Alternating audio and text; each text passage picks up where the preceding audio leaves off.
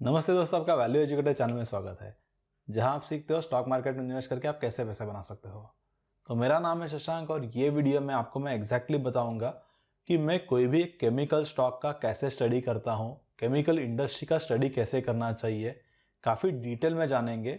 और फाइनली मैं आपको बताऊंगे कि ऐसे कौन से 3 फैक्टर्स है जो मैं कंसिडर करता हूँ अलग अलग जो स्टॉक्स है केमिकल इंडस्ट्री में स्पेसिफिकली, उनको फिल्टर करने के लिए। क्योंकि फ्रेमवर्क्स काफ़ी इंपॉर्टेंट है जब भी आप कोई भी एक इन्वेस्टमेंट करोगे, और वो फ्रेमवर्क्स आप जितना रीड करोगे या जितना आपको एक्सपीरियंस मिलते जाएगा उसके अकॉर्डिंगली आपके फाइन ट्यून हो जाएंगे। तो ये वीडियो में मैं आपको कंप्लीट एक्सपीरियंस शेयर करूंगा मेरा, कि मैंने केमिकल इंडस्ट्री का जो भी अलग अलग वीडियोस मैंने क्रिएट किए हैं या जो भी इन्वेस्टमेंट्स की है हिस्टोरिकली या करंटली भी काफ़ी जो केमिकल स्टॉक्स है वो मैं होल्ड कर रहा हूँ। तो ये जो आइडियाज़ है वो कैसे जनरेट होते हैं, केमिकल इंडस्ट्रीज को कैसे जनरली देखना चाहिए, काफ़ी टेक्निकल चीज़ें भी आ जाएगी इसमें। बट ओवरऑल मैं आपको काफ़ी जो स्टॉक्स है, स्टॉक स्पेसिफिक जो आइडियाज़ है वो भी मैं आपको शेयर करूंगा। तो ये जो वीडियो होगा वो जनरली 4 पार्ट्स में डिवाइडेड होगा। First will start with the classification of chemical industry, कैसे केमिकल्स को अलग अलग क्लासीफाई कर सकते हैं, कौन सी जो केमिकल कंपनी है वो कौन से कैटेगरी या कौन से सेगमेंट के अंडर आती है, इससे हम शुरू करेंगे। फॉर एग्जांपल आरती इंडस्ट्रीज कौन से केमिकल सेगमेंट के अंडर आता है, या इसके अलावा दीपक नाइट्राइट कौन से केमिकल सेगमेंट के अंडर है, इसके बारे में पहले क्लासिफिकेशन में देखेंगे। और इसके बाद में फिर एक्चुअल में फ्रेमवर्क्स के बारे में डिस्कस करेंगे। कुछ जो केस स्टडीज है, हिस्टोरिकली केमिकल कंपनीज ने कैसे परफॉर्म किया, क्या क्या चैलेंजेस उनको आए, उसके अकॉर्डिंगली मैंने 3 टॉपिक्स प्लान किए हैं विच आर एग्जीक्यूशन कैपेबिलिटीज के अकॉर्डिंगली हम कुछ स्टडी करेंगे अलग अलग केमिकल कंपनीज का, जैसे कि दीपक नाइट्राइट का स्टडी करेंगे या इसके अलावा विनती ऑर्गेनिक्स का स्टडी करेंगे। Process innovation in chemical industry, इसके बारे में देखेंगे, जैसे कि क्लीन साइंसेस हो गया या प्रीवी स्पेशलिटी हो गया, इनके बारे में डिस्कस करेंगे अंडर प्रोसेस इनोवेशन। और इसके अलावा हैंडलिंग हैजार्डस केमिकल्स, ये भी जो एक इंपॉर्टेंट टॉपिक है, इसके अंडर डिस्कशन करेंगे अलग अलग जो केमिस्ट्रीज है which are very hazardous, like bromination हो गया या क्लोरिनेशन हो गया या फ्लोरिनेशन हो गया। तो ये काफ़ी डिफिकल्ट केमिस्ट्री है हैंडल करने के लिए। तो इसमें हम कुछ स्टॉक स्पेसिफिक एग्जांपल लेंगे, जैसे कि नवीन फ्लोरिन है। तो ये जो वीडियो होगा वो काफ़ी डिटेल वीडियो होगा, तो जरूर आप ये वीडियो को कंप्लीट देखिए और जरूर मेरे चैनल को सब्सक्राइब कीजिए। आपको काफ़ी डिटेल वीडियोस अलग अलग सेक्टर्स के, अलग अलग स्टॉक्स के यहाँ पे मिलेंगे। और जरूर आपके फ्रेंड्स के साथ भी ये वीडियो को शेयर कीजिए। तो पहले हम शुरू करेंगे कि केमिस्ट्री क्या है और अलग अलग जो स्टॉक्स है उनका क्लासिफिकेशन कैसे होता है। तो जनरली एक बेसिक अंडरस्टैंडिंग आपको होगा कि एलिमेंट्स और कंपाउंड से मिलके अलग अलग जो केमिकल्स है वो फॉर्म किए जाते हैं। इसमें बेसिकली 3 कैटेगरीज है, मेटल्स, नॉन मेटल्स और हैलोजेंस। तो मेटल के एग्जांपल में पोटेशियम, आयरन, कॉपर, मैग्नीशियम, या इसके अलावा बहुत सारे अलग अलग मेटल्स है, सिल्वर है या गोल्ड है या कॉपर है। नॉन मेटल्स में कार्बन, नाइट्रोजन, सल्फर आ जाता है। और हैलोजेंस जो है उसमें फ्लोरीन, क्लोरीन, ब्रोमीन और आयोडीन आ जाते हैं। इसके बाद में जो केमिस्ट्री है वो बेसिकली 3 पार्ट्स में डिवाइडेड है। एक जो है वो ऑर्गेनिक केमिस्ट्री है, एक इनऑर्गेनिक है, और जो थर्ड टाइप ऑफ केमिस्ट्री जो है वो बायोकेमिकल्स है या बायोकेमिस्ट्री है। तो इसमें से यदि ऑर्गेनिक आप केमिस्ट्री देखोगे तो इसमें सिर्फ हाइड्रोजन और कार्बन बेस्ड जो मॉलिक्यूल्स है या जो चेन्स है वही इसके अंडर आते हैं। और जो इनऑर्गेनिक है that is without hydrogen and carbon. इसके अलावा जो थर्ड सेगमेंट है that is based on the biochemicals. इसके बाद में जो नेक्स्ट लेवल ऑफ क्लासिफिकेशन है that is based on element, compound and functional group बनके कोई एक रिएक्शन प्रोडक्ट है वो बनता है। इसके रिलेटेड कुछ एग्जांपल अभी हम देखते हैं फंक्शनल ग्रुप के। तो यहां पे यदि आप क्लास ऑफ कंपाउंड में देखोगे तो अल्केन, अल्कीन्स और अल्काइंस आ जाता है। इसके अलावा हैलाइड्स है, कीटोन्स है, नाइट्राइल्स है। तो इसमें अलग अलग कंपनीज है, जैसे कि नाइट्राइल्स में यदि आप देखोगे तो दीपक नाइट्राइट काम करता है। इसके बाद में नाइट्रोज है या अमाइंस है, जैसे कि Balaji amines and alkyl amines, ऐसी कंपनीज है। तो काफी यदि आप देखोगे तो बेसिक अंडरस्टैंडिंग यहां से शुरू होती है एंड फिर आगे और अलग अलग क्लासिफिकेशंस होते हैं। फॉर एग्जांपल आरती इंडस्ट्रीज यदि आप देखोगे तो वो कंपाउंड ग्रुप के अकॉर्डिंगली उनको डाइवर्सिफाई करती है, क्लासिफाई करती है, which is under the benzene and toluene group. Deepak nitrite functional group यदि आप देखोगे तो फेनोलियर फंक्शनल ग्रुप आ जाता है। Alkyl amines and Balaji amines का जैसे मैंने आपको पहले बताया कि फंक्शनल ग्रुप जो है वो अमाइंस के अंडर है। Jubilant, Ingrevia and Laxmi organics are basically under the pyridines and picolines करके उनका केमिस्ट्री है। Neogen chemicals is into chemical compound जो है वो ब्रोमीन है विच इज अ हैलोजन। इसके बारे में अभी हम आगे जाके डिस्कस करेंगे कि हैलोजेंस को हैंडल करना इज वेरी डिफिकल्ट। तो हैलोजेंस में यदि आप देखोगे तो ब्रोमीन आ जाता है, फ्लोरीन है, या इसके अलावा आयोडीन है। तो ऐसे कंपाउंड्स को हैंडल करना इज बिट डिफिकल्ट। देन पोषक यदि आप देखोगे तो वो फोजिन बेस्ड एक केमिस्ट्री है। Clean Sciences are also working under phenol, ये उनका एक बेसिक रॉ मटेरियल है। फिर आगे जाके वो अलग अलग जो उनके बाय प्रोडक्ट्स है या डाउनस्ट्रीम डेरिवेटिव्स है, जिसमें उनका एनिसॉल ये एक बेसिक केमिकल है, और उसके बाद में उन्होंने काफी अलग अलग जो डेरिवेटिव्स है उनका मैन्युफैक्चरिंग वो करते हैं। नवीन फ्लोरीन में यदि आप देखोगे तो फ्लोरिनेशन में आ जाते हैं। नवीन फ्लोरीन SRF और GFL यानी गुजरात फ्लोरोकेमिकल्स, ये एक कैटेगरी में है। तो ये एक बेसिक लेवल का क्लासिफिकेशन हो गया, जिसमें हमने अलग अलग कंपनी जो है उनको ट्राई किया कि कौन कौन से फंक्शनल ग्रुप के अंडर आते हैं या कौन कौन से एक्चुअल में केमिकल सब सेगमेंट के अंडर आते हैं। अभी हम ये अंडरस्टैंड करते हैं कि एक जो केमिस्ट रहता है और एक केमिकल इंजीनियर है, इसमें एक्चुअल में डिफरेंस क्या है, और एज अ स्टॉक इन्वेस्टर हमें ये जो सारी अलग अलग केमिस्ट्रीज है या थोड़ा टेक्निकल नॉलेज की क्या जरूरत है, इसके बारे में डिस्कस करेंगे। ये कोई एक केमिस्ट्री का क्लास नहीं है, मैं कोई केमिस्ट्री रिलेटेड लेक्चर नहीं दे रहा हूं, बट जनरली यदि आपको ये टेक्नोलॉजी वाइज या थोड़ा टेक्निकल डिटेल्स पता होगे तो it definitely helps in to improving your knowledge, and फिर स्टॉक सिलेक्शन के लिए थोड़ा इजी हो जाता है। तो आई थॉट ये जो अलग अलग केमिकल कंपनीज है जिसका मैंने स्टडी किया है, तो उसका एक्चुअल में प्रोसेस क्या है वो मुझे आपके साथ शेयर करना था। तो यदि आपको अब तक वीडियो पसंद आता होगा तो जरूर इसे लाइक कर दीजिए। मैं आपको और इसमें ज्यादा बोर नहीं करूंगा, हम कुछ स्टॉक्स एग्जांपल भी लेंगे और कुछ केस स्टडीज भी करेंगे। तो पहले ये समझ लेते हैं कि साइंटिस्ट और एक जो इंजीनियर होता है इसमें क्या डिफरेंस होता है। तो जनरली जो केमिस्ट या जो साइंटिस्ट होते हैं वो लैब स्केल में उनका जो सारा स्टडी करते हैं, अलग अलग जो प्रोडक्ट्स है वो ट्राई करते हैं मैन्युफैक्चर करने के लिए। तो जनरली उनका जो डोमेन होता है वो लैब तक ही आप देखोगे तो लिमिटेड होता है। पर एक्चुअल में जो इंजीनियर होता है उनको तो ये जो कैपेसिटीज है वो लार्ज स्केल में सेटअप करनी होती है, प्लांट एस्टेब्लिश करने होते हैं। तो there is a vast difference between the lab scale chemistry and जो एक्चुअल में मैन्युफैक्चरिंग कैपेबिलिटीज डेवलप करनी होती है, या जो एक्चुअल में प्रोसेस इनोवेशन हो गया, या इसके अलावा एक एफिशिएंट वे ऑफ मैन्युफैक्चरिंग हो गया। तो ये सारे चैलेंजेस एक केमिकल इंजीनियर के सामने होते हैं। तो ये जो फुल स्केल मैन्युफैक्चरिंग में चैलेंजेस होते हैं उसमें यदि आप देखोगे तो टेम्परेचर कंट्रोल रिलेटेड प्रॉब्लम आते हैं।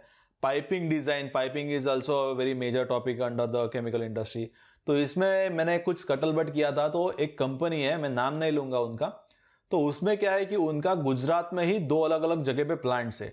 एक जगह पे सेम जो प्रोडक्ट है उसमें उनको आउटपुट आ रहा है सेम टीम यूज करके, पर यदि आप वही प्रोडक्ट दूसरे जगह मैन्युफैक्चर करने का ट्राई कर रहे हो with exactly same team and exactly same manufacturing capacities, तो वहां पे उनको वो रिक्वायर्ड जो आउटपुट है वो नहीं आ रहा है, क्वालिटी में थोड़ा यहाँ पे मिसमैच है। तो ऐसा भी हो सकता है। These are the practical challenges जो आप देखोगे तो लैब स्केल केमिस्ट्री में जनरली नहीं होता है।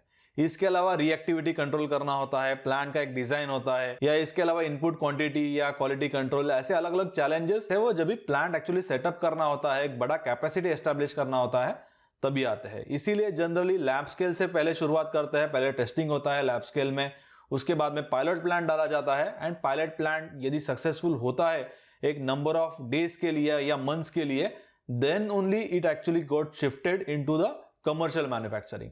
बहुत सारे केसेस में क्या होता है कि आपको इनिशियली आउटपुट आ जाता है एक 10-15 दिन के लिए, और बाद में जो एक्चुअल क्वालिटी आना चाहिए वो क्वालिटी नहीं मिलता है।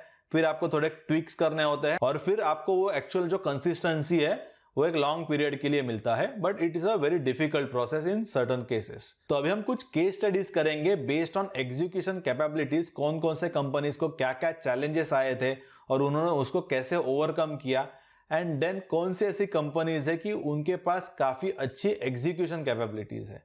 तो पहले तो हम एग्जांपल से शुरू करेंगे विच इज विनती ऑर्गेनिक्स। तो विनती ऑर्गेनिक्स का यदि आप हिस्ट्री देखोगे लगभग एक 15-20 सालों का, तो उन्होंने एक प्रोडक्ट लॉन्च किया था ATBS करके 2002 में, बट उनको जो एक्चुअल डिजायर्ड क्वालिटी है वो नहीं मिल रहा था काफी समय तक, लगभग 2007 तक उनको डिजायर्ड क्वालिटी नहीं मिल रहा था। And at that period of time जो बिजनेस है वो थोड़ा स्ट्रगल कर रहा था। यदि आप देखोगे तो उनके प्रॉफिटेबिलिटी में भी काफी इंपैक्ट आया था, स्टॉक प्राइस डेफिनेटली ज्यादा आप देखोगे तो कोई रिटर्न्स नहीं थे, but when they actually able to overcome that quality issue, तो वहां से काफी टर्न अराउंड आ गया कंप्लीटली उनके बिजनेस में।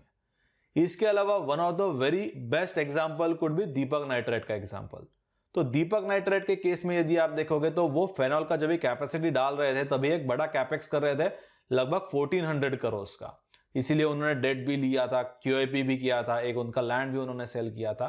तो एक काफी चैलेंजिंग टास्क था, but due to experience of the management and their execution capabilities, they able to overcome this major hurdle या major challenge, और उन्हें इतना ब्यूटीफुली वो प्लान जो है उसको शुरू किया एंड कैपेसिटी जो है वो रैंप अप किया। तो आई think it's a commendable job, और वहां से ही जो कंप्लीट जो स्टॉक है या जो बिजनेस है उसमें टर्न अराउंड आया। तो यदि आप देखोगे तो उन्होंने फेनॉल का जो प्लान किया था इनिशियली वो लगभग 2 लाख मैट्रिक टन का था। अलॉन्ग विद फेनॉल एक एसीटोन करके एक बाय प्रोडक्ट भी आता है लगभग 1,20,000 मैट्रिक टन का, और फेनॉल बनाने के लिए क्यूमिन लगता है लगभग उन्होंने प्लान किया था 2,60,000 मैट्रिक टन का। तो यहाँ पर एक्चुअली आप फेनॉल की जो वैल्यू चेन है वो देख सकते हो। तो जो पहले क्यूमिन बनता है वो बेंजीन और प्रोपिलीन से बनता है, और बाद में क्यूमिन से अलग अलग फेनॉल, एसीटोन और अल्फा मिथाइल स्टायरीन ऐसे अलग अलग प्रोडक्ट कुछ प्रपोर्शंस में निकलते हैं। तो इसीलिए उन्होंने ये जो कंप्लीट कैपेसिटी है वो प्लान किया था। तो यहाँ पर एक्चुअल में यदि आप ग्रोथ देखोगे फेनॉल का, how they able to achieve this tremendous growth, तो इनिशियली जब भी प्लांट आया था लगभग 2019 क्वार्टर 4 में, तो जो रेवेन्यूज थे वो लगभग 500 करोड़ के थे, एंड करंटली जो रेवेन्यूज है वो लगभग 1137 करोड़ मैक्सिमम उन्होंने टच किए थे। क्वार्टर 2 2022 में उन्होंने अचीव किए थे। एंड जो प्रॉफिटेबिलिटी भी यदि आप देखोगे यानी ईबिटा के टर्म्स में देखोगे तो एबिटा सिर्फ 77 करोड़ का था, which actually drop in quarter 2, and then they have posted the EBITDA of about 287 crore in again quarter 1 2022। So I think it's a tremendous achievement for a company like Deepak Nitrite, and वहां से उनका complete turn around हो गया। तो यदि आप उनका date का स्ट्रक्चर वो समय में देखोगे तो उनका जो डेट टू इक्विटी है वो क्वार्टर 4 2019 में लगभग 1.1 टाइम्स हो गया था, and then it kept on falling as and when they kept on increasing the capacity utilization of their phenol plant। वहां से रेवेन्यू जनरेशन हो गया एंड काफी अच्छा प्रॉफिटेबिलिटी भी आ गया। एक इंपोर्ट सब्स्टिट्यूशन का जो नीश है वो दीपक नाइट्राइट ने क्रिएट किया है। मैं कोई एक अलग वीडियो में दीपक नाइट्राइट ने जो फेनॉल का प्लांट है वो इंडिया में सेटअप करने के बाद जो इंडिया के इंपोर्ट्स है फेनॉल में उसमें कैसे चेंजेस आ गए, इसके बारे में मैं आपको एक सेपरेट वीडियो में आपके साथ डिस्कस करूंगा। तो करंटली जो डेट टू इक्विटी है वो सिर्फ 0.03 टोटल टाइम्स है, एंड जो इंटरेस्ट पेमेंट्स है वो भी काफी रिड्यूस हो गए 33 करोड़ से लगभग 9 करोड़ के आसपास। उन्होंने जो इंटरेस्ट पेमेंट्स है वो क्वार्टर 2 2022 में उन्होंने पोस्ट किए थे। इसके बाद में सेकेंड हम फ्रेमवर्क लेते हैं which is the process innovation. तो इसके रिलेटेड भी हम कुछ एग्जाम्पल देखते हैं। तो let's take example of PAP chemistry यानी पैरा अमीनो फिनॉल। इसमें भी क्या प्रोसेस इनोवेशन, किसने ट्राई किया और क्या फेल्यूर्स आए, और इसके अलावा कौन से नए जो मैन्युफैक्चरर्स है वो फिलहाल में उसको ट्राई कर रहे हैं और क्या पॉसिबिलिटीज है इन फ्यूचर। तो इसीलिए कुछ केसेस में केमिस्ट्री को अंडरस्टैंड करना इज वेरी इंपॉर्टेंट। तो यदि आप देखोगे तो जो पैप मैन्युफैक्चरिंग है वो कुछ अलग अलग रूट से मैन्युफैक्चरिंग होता है। एक जो है वो पीएनसीबी से होता है, एक जो है वो फेनॉल से होता है, और एक जो है वो नाइट्रोबेंजीन से होता है।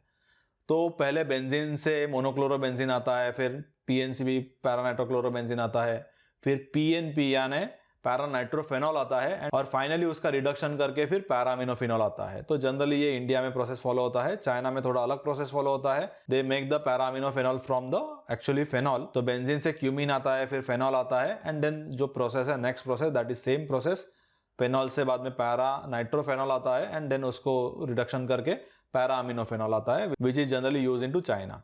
तो एक नॉर्मल प्रोसेस है। इसमें भी यदि आप देखोगे तो विनती ऑर्गेनिक्स ने काफी टाइम जो है स्पेंड किया था पैप मैन्युफैक्चरिंग करने के लिए, लगभग 10 से 12 साल उन्होंने स्पेंड किया था from the nitrobenzene route which is actually a one step reaction compare to जो प्रीवियसली हमने देखा from the PNCB to PNP to PAP, that is the 3 step reaction. और जितने रिएक्शंस के स्टेप्स आपके ज्यादा होंगे उतने ही एफ्लुएंट ज्यादा निकलते हैं। तो यहाँ पे ये केस में आप देखोगे तो फिर नाइट्रोबेंजीन से पैप मिल जाता है, एंड फाइनली विनती Organics didn't got the success, तो उन्होंने फिर आगे उसको स्केल अप नहीं किया। जनरली आप देखो तो लैब स्केल तक ये पॉसिबल होता है, बट लैब स्केल से फिर जब भी आप एक्चुअल में उसको पायलट प्लांट डाल के manufacturing actual commercial manufacturing try करते हो तो जनरली क्वालिटी में इश्यूज आ जाते हैं एंड वो उतना स्केल अप नहीं हो पाता। इसमें और एक कंपनी है विच इज साधना नाइट्रोकेमिकल्स। तो वो एक बड़ा प्लान यहाँ पे लेके आया है, लगभग 36,000 मैट्रिक टन का प्लान है उनका पैप मैन्युफैक्चर करने का, and they are planning to manufacture this PAP from the actual new method which is the very green process which is one step reaction from the nitrobenzene route। जो आप अब तक world में देखोगे तो किसी ने भी ये जो प्रोसेस है उसने कमर्शियल लेवल पे पैप का मैन्युफैक्चरिंग नहीं किया है। एक ही ऐसी कंपनी है, यूएस बेस्ड कंपनी है, पर उनके पास भी जो कैपेसिटी है वो बहुत ही कम है, आई थिंक कुछ 1000 मैट्रिक टन का कैपेसिटी है। And but Sadhana nitrochemicals is planning for the capacity of 36,000 metric ton. तो अभी हम आगे जाके हमें देखना होगा कि एक्चुअल में they able to successfully implement that project और not, if they actually able to implement that project then tremendously मुझे लगता है कि बहुत ज़्यादा स्कोप है यहाँ से प्रॉफिटेबिलिटी इंक्रीज होने का, and same will be reflected in the stock price also. But यहाँ पे I will be cautious because of the failures with different actually companies got from the single step reaction. तो इसीलिए थोड़ा chemistry understand करना भी important है. आपको chemist नहीं बनना है या कोई केमिकल के ऊपर में I am not trying to give any lecture, but if you understand the chemistry then आपका स्टॉक स्पीकिंग स्किल काफी आप देखोगे तो इंप्रूव हो सकता है. Then will take another case study of menthol chemistry which is again developed by the Privi Speciality Chemicals. तो यदि आप मेंथॉल देखोगे तो मेंथॉल जो है, जो ऑर्गेनिक मेंथॉल है, वो एक प्लांट से एक्सट्रैक्ट किया जाता है, और इसमें एक जायंट है जो BASF एक आप देखोगे तो केमिकल इंडस्ट्री का जायंट है. तो they have developed this process from the citral to menthol they are basically developing it. And अभी जो प्रीवी स्पेशलिटी जो इंडियन कंपनी है, दे आर क्लेमिंग कि they are again coming up with the process innovation. ऐसा जो process है जो world में किसी ने भी यूज नहीं किया है. Similarly in the case of the Sadhana nitrochemicals, they are claiming कि they are going to manufacture the PAB from the nitrobenzene route. Similarly, Privi Speciality is going to manufacture the menthol from some other route which are actually from the dipentene route. तो dipentines are again आप देखो तो organic product है. इसके related जो aroma industry है, इसके related मैं एक सेपरेट वेबिनार करने वाला हूँ. It will be very very detail and interesting webinar. तो यदि आपको वो वेबिनार अटेंड करना है तो जरूर आप मुझे नीचे कमेंट में लिख के बताइए. तो यहाँ पर ये जो मेंथॉल है, it will be again develop first time in a world due to process innovation, और इसके लिए वो कुछ कैपेक्स कर रहे हैं. And let's see how successful they will be in future. But there is one interesting thing actually in this case of the Privi Speciality. यदि आप उनका बोर्ड ऑफ डायरेक्टर्स देखोगे तो यहाँ पे काफी एक्सपीरियंस लोग हैं, जैसे कि अनुराग सुराना. ये काफी आप देखोगे तो it's a famous name in the chemical industry. He was first working with the PI industry, now associate with नियोजन केमिकल्स ऑल्सो. या इसके अलावा यशो इंडस्ट्रीज के साथ भी है, एंड प्रीवी स्पेशलिटी में भी यदि आप देखोगे तो is one of the board member. तो यदि आप ऐसे कुछ इनपुट्स ट्रैक करोगे तो डेफिनेटली आपका जो अंडरस्टैंडिंग है अबाउट केमिकल इंडस्ट्री वो over the period of time काफी बढ़ जाएगा. इसके अलावा we will discuss about one more जो एक केस स्टडी है which is about the Camlin and Clean Sciences. तो कैमलिन फाइन साइंसेस यदि आप देखोगे तो उनका basic raw material is hydroquinone, और उससे फिर वो MEHQ, TBHQ और BHA बनाते हैं. But if you check the clean sciences का route then they use the anisole as a basic raw material, and then उससे अलग अलग जो डाउनस्ट्रीम डेरिवेटिव्स है वो मैन्युफैक्चर करते हैं. एनिसोल मैन्युफैक्चरिंग और हाइड्रोक्विनोन के मैन्युफैक्चरिंग में बहुत डिफरेंस हो जाता है as a raw material use करके. यदि आप उनके मार्जिन आप चेक करोगे तो then there is a huge difference between Camlin and Clean Sciences के मार्जिन में.